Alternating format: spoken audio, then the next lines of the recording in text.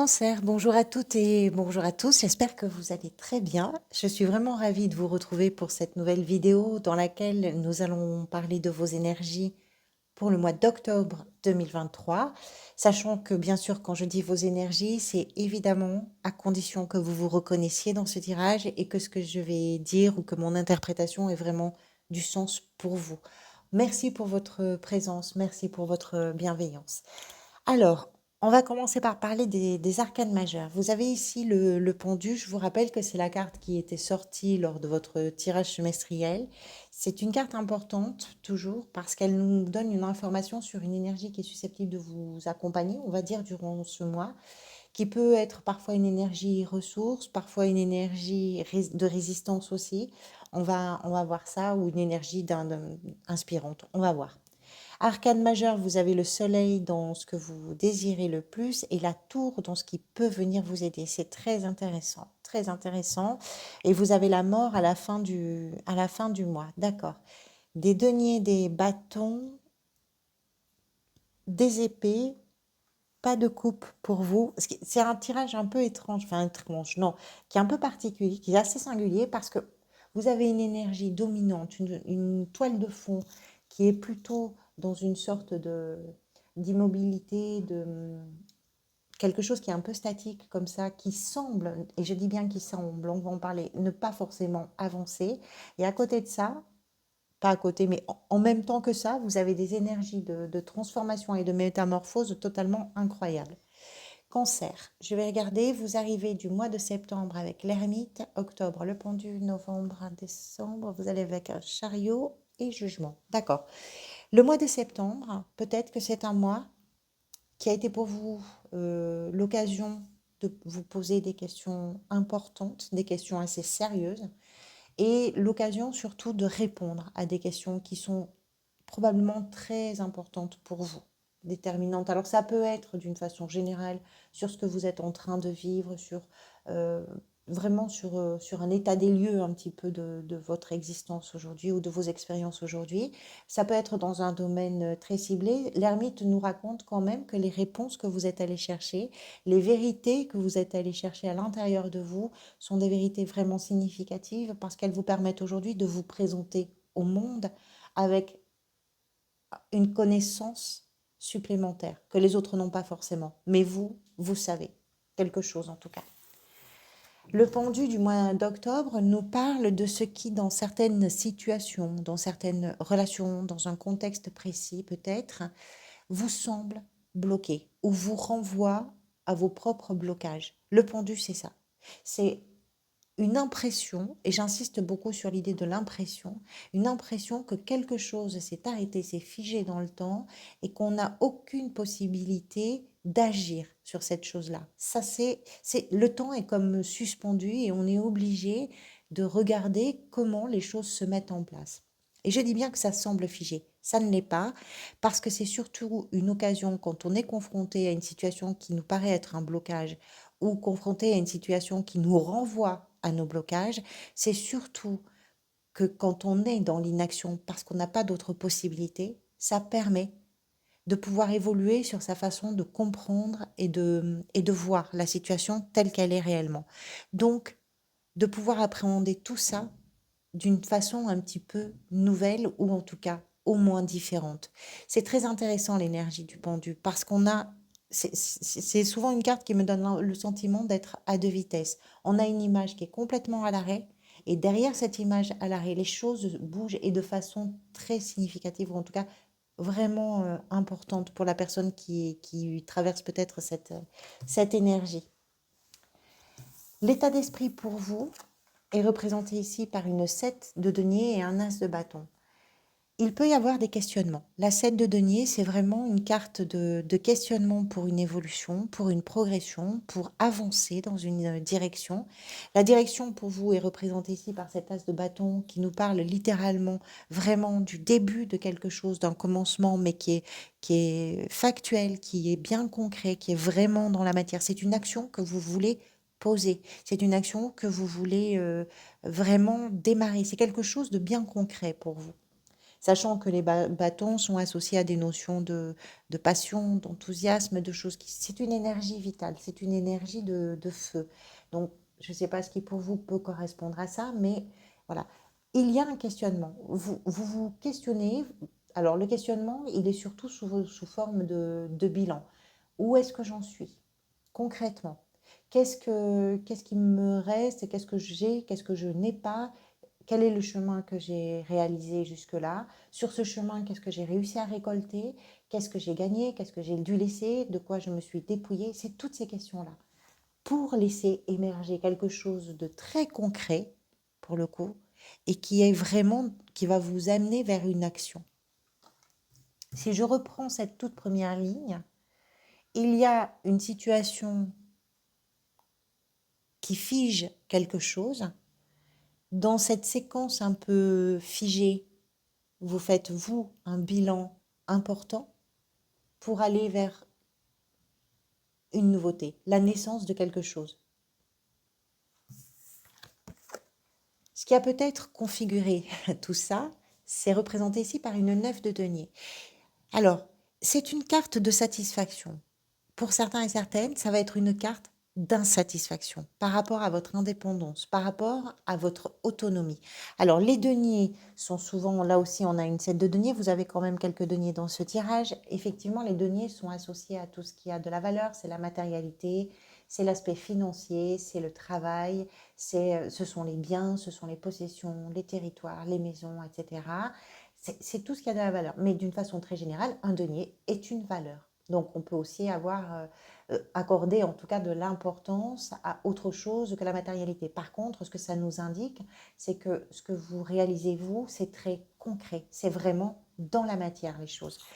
La 9 de denier, effectivement, nous explique que par rapport à ce que vous avez réalisé très concrètement, soit vous avez atteint un niveau d'autonomie, d'indépendance qui permet effectivement là de pouvoir dresser un bilan et de pouvoir estimer de façon lucide et correcte, je dirais, la suite du chemin à réaliser. Soit effectivement, il y a eu une insatisfaction, vous n'êtes pas encore arrivé à ce stade, je dirais, d'autonomie et d'indépendance. Et du coup, c'est peut-être ce qui vous amène aussi à poser ce bilan pour pouvoir justement mettre en place concrètement quelque chose qui va pouvoir émerger et qui va pouvoir vous amener vers cette autonomie.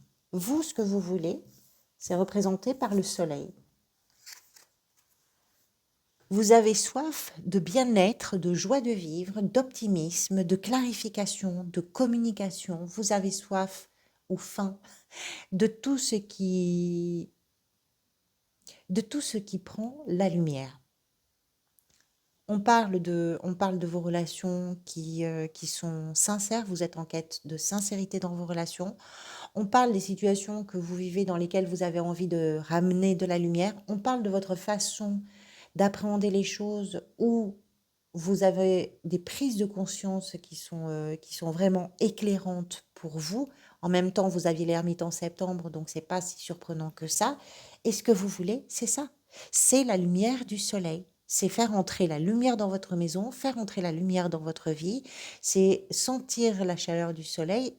Alors, évidemment au sens propre comme au sens figuré, mais vous comprenez l'idée. On est sur une énergie joyeuse, vivante, qui amène vraiment un éclairage particulier.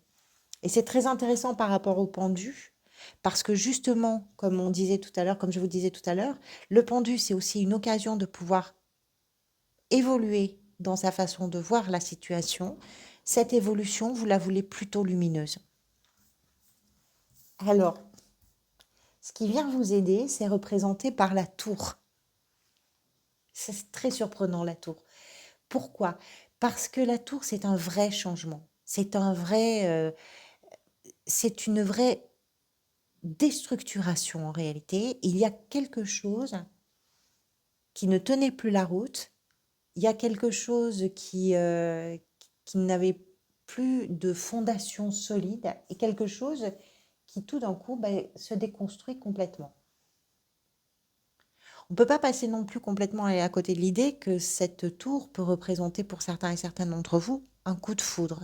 J'ai pas l'impression que ce soit ça, mais Mais pourquoi pas? Ça peut être un coup de foudre, c'est-à-dire une rencontre qui tout d'un coup change tout. Le coup de foudre, il peut être amoureux, il peut être amical, il peut être peu importe, hein. Ça peut être aussi par rapport à un projet, ça peut être, quelque chose qui vient vraiment changer. Ça peut être aussi, cette tour, une information qui vient de l'extérieur et qui va vraiment changer quelque chose pour vous, mais de façon conséquente. Vous avez des énergies de changement incroyables parce qu'à la fin du mois, on trouve la mort qui est une véritable métamorphose. Donc, ce qui vient vous aider, c'est un changement. Et ce qui vient vous aider, c'est aussi probablement de pouvoir accueillir ce changement, accompagner ce changement.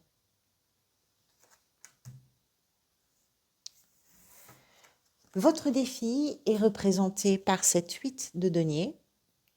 Le défi, c'est de ne pas procrastiner, c'est de ne pas vous dire que vous avez le temps, c'est de ne pas laisser au lendemain certaines tâches peut-être qui vous incombent ou certaines de vos responsabilités ou certaines de vos actions. Cette 8 représente la fierté que l'on a quand on fait quelque chose d'important pour soi, de façon très consciencieuse, quand on est focalisé sur ce qu'on est en train de réaliser. Alors ça peut être un travail très concret. Encore une fois, on est en présence des données. Ça peut être aussi un travail sur vous. Et peut-être que ce défi que vous avez à relever, comme on parle effectivement d'un regard différent, peut-être que le défi que vous avez à relever, c'est de faire ce travail sur vous, qui va vous rendre fier, forcément, mais de faire ce chemin-là de questionnement, de mise à plat, de bilan, pour pouvoir évoluer dans le regard que vous posez sur une situation. Dans la sphère professionnelle, 2 cartes sont venues, une reine de denier, un cavalier de bâton. J'ai envie de vous dire que quelle que soit votre situation professionnelle, que vous soyez dans l'exercice d'une activité, à la recherche d'un travail, que vous soyez dans votre gestion du quotidien, de vos loisirs, etc., la préoccupation, elle est au bien-être, à l'opportunité, à la créativité, au mouvement. Vous avez envie de vous assurer. D'abord, il y a beaucoup d'efficacité avec cette reine de denier. C'est quelqu'un qui est vraiment, qui trouve des solutions, qui est capable de gérer les situations, qui n'est pas du tout débordé par les émotions, qui sait prendre soin d'elle, mais qui sait prendre aussi de ses affaires. Elle est très attentive à ce que tout se déroule bien. Et s'il y a quelque chose qui ne tourne pas très rond, on peut compter sur elle véritablement pour pouvoir reprendre les choses en main, trouver des solutions et faire ce qui est nécessaire de faire. Elle peut représenter d'ailleurs, pourquoi pas, pour certains et certaines d'entre vous, une personne dans votre entourage professionnel ou dans votre recherche d'emploi ou dans votre quotidien qui vous permet justement de gérer vos affaires de façon totalement efficace, j'ai envie de dire. Ça peut être aussi une personne d'un signe de terre, puisque les deniers sont associés aux signes de terre qui sont les taureaux, les vierges et les capricornes. Donc c'est possible aussi. Ce qu'elle nous explique, cette reine accompagnée de ce cavalier, c'est qu'il y a une mise en perspective de plusieurs actions peut-être, ou en tout cas de projets concrets, réels. Ce cavalier avance de façon très dynamique vers des opportunités. D'ailleurs, il n'est pas que attiré ou il ne fait pas qu'avancer vers les opportunités, il les crée. Donc on va dire que dans votre gestion du travail ou dans votre gestion de votre budget, vous êtes très efficace, vous êtes très dynamique, vous êtes particulièrement doué, vous avez des idées, vous avez des envies, enfin, ça se passe plutôt bien. Ou en tout cas, vous visez à ce que ça se passe bien. Dans la sphère sentimentale, alors sentimentale, évidemment, ça peut être dans une relation amoureuse, mais ça peut être aussi dans une relation amicale ou familiale ou dans vos relations en général. La 2 d'épée nous explique que vous êtes dans une, peut-être aussi dans une réflexion, et que la réflexion finalement la plus importante pour vous, c'est de savoir qu'est-ce qui vous plaît, qu'est-ce qui ne vous plaît pas. On est sur une analyse avec les épées, c'est l'élément associé au mental, à la réflexion, à l'intellect. Donc on prend les choses, on les pose. Par contre, cette 2 nous parle d'une dualité, c'est-à-dire de quelque chose qui doit peut-être se décider, se choisir, avec une personne, pourquoi pas, ou par rapport à une personne, pourquoi pas, mais qui va se décider ou qui va se choisir et pour laquelle vous allez sans doute vous déterminer de façon totalement, je dirais, pas froide, mais en tout cas posée. Ce qui peut vous aider quand même, c'est d'écouter ce qui se passe à l'intérieur de vous. Si vous n'êtes que dans une analyse, on va dire, chirurgicale d'une situation, ça va pas, peut-être pas vous aider à prendre une décision parce que finalement, ben, dans cette dualité, dans ces hésitations, dans ces doutes, dans ce questionnement, une chose vaut l'autre. Ce qui peut faire la différence, si vous vous accordez aussi le droit de laisser vos émotions parler un peu à votre cerveau. C'est ça qui peut vous permettre d'entendre la direction que vous avez envie de prendre, celle que vous avez envie de donner à vos relations. Alors, c'est pas une décision de rupture. Si on part par exemple dans la perspective d'une rencontre importante pour certains et certaines d'entre vous, ben, c'est comment j'avance dans cette rencontre. Si on part sur une perspective d'un grand bouleversement avec vos attentes de lumière, de joie, etc., c'est qu'est-ce que je mets en place dans mes relations ou dans cette relation pour permettre justement d'aller vers sa lumière. On en est où et on fait quoi concrètement? Qu'est-ce qui se joue peut-être pour vous? C'est représenté par un valet de bâton. Ce qui se joue pour vous en octobre, c'est, si ça a du sens bien sûr, hein, c'est peut-être le fait que vous êtes peut-être en train de préparer quelque chose. Vous êtes en train de constater. Dans ce constat, vous faites aussi une analyse de ce qui se présente, de ce vers quoi vous allez. Il y a de la dynamique toujours avec les bâtons. C'est-à-dire que ce que vous êtes en train de planifier, de mettre en place, tout ça, ça a du sens par rapport à votre vie. Ce qui se joue là pour vous, c'est comment vous prenez aussi le temps de comprendre les événements que vous traversez, que vous vivez. La fin du mois, la mort, qui est un arcane associé à des énergies véritablement de métamorphose, de renouvellement, c'est-à-dire qu'on parle de renaissance. Pourquoi? Parce que tout ce qui n'est plus, tout ce qu'on laisse derrière soi, devient quelque chose d'autre, c'est-à-dire c'est le terreau, le fertilisant pour tout ce qui va pouvoir naître de cette séquence, de cette étape de vie, de ce moment, de ce chapitre-là, en comprenant bien qu'il y a des changements. Et dans les changements, forcément, il y a des choses que vous allez laisser probablement derrière vous. Il y a des choses qui ne vont plus vous servir et des choses qui se terminent tout simplement parce qu'on est avec cet arcane-là dans une notion d'évolution naturelle des choses. C'est-à-dire que ce qui n'a plus lieu d'être aujourd'hui, vous allez pouvoir le transformer en quelque chose. Et c'est aussi votre envie, c'est aussi ce que vous voulez, vous. Ça semble être quand même votre état d'esprit. Vous êtes tourné vers cette chose-là, vers l'émergence de quelque chose.